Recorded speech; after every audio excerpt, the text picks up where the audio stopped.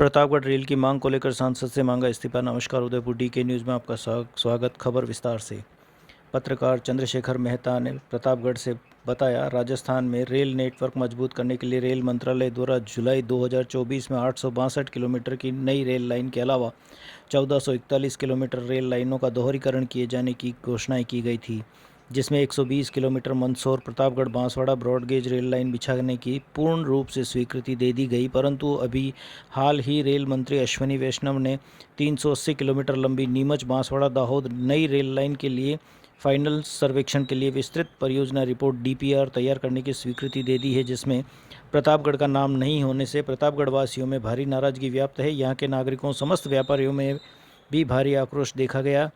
क्षेत्रीय सांसद चंद्र प्रकाश जोशी ने प्रतापगढ़ को रेल लाइन से जोड़ने के लिए कोई सार्थक प्रयास नहीं किए, जिससे सांसद के प्रति भारी नाराजगी दिखाई गई।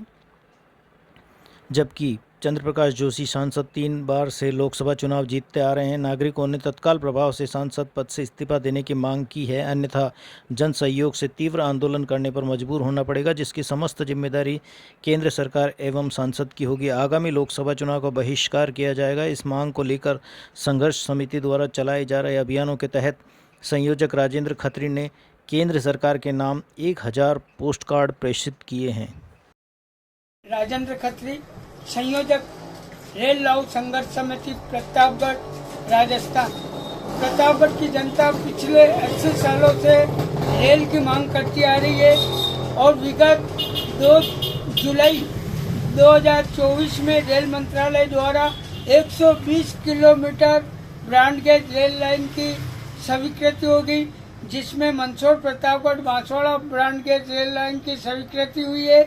और अभी हाल ही में रेल मंत्री अश्विनी वैष्णव के द्वारा 380 kilometre rail line Neemuch Pratapgarh Dahod परियोजना रिपोर्ट डीपीआर तैयार करने की स्वीकृति दी गई है, जिसमें प्रतापगढ़ का नाम नहीं होने से प्रतापगढ़ वासियों में और क्षेत्र की जनता में भारी आक्रोश व्याप्त है।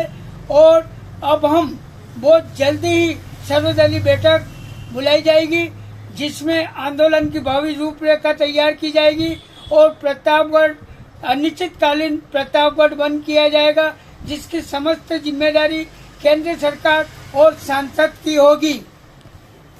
प्रतापगढ़ में रेलवे लाइन के लिए जनता की मांग बहुत लंबे समय से चल रही है।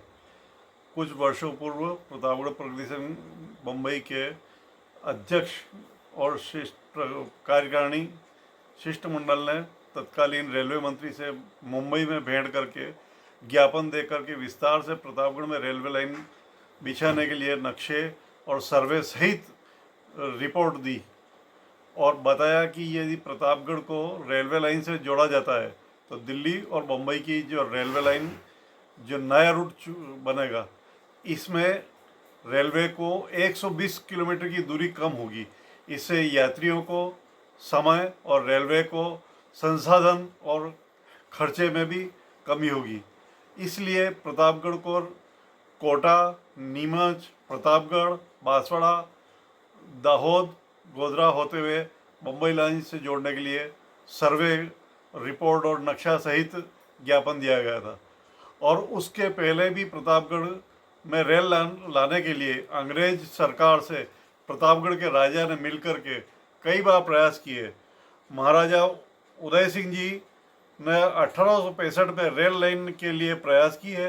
1866 में आगरा जाकर के लॉर्ड लॉरेंस से मुलाकात की।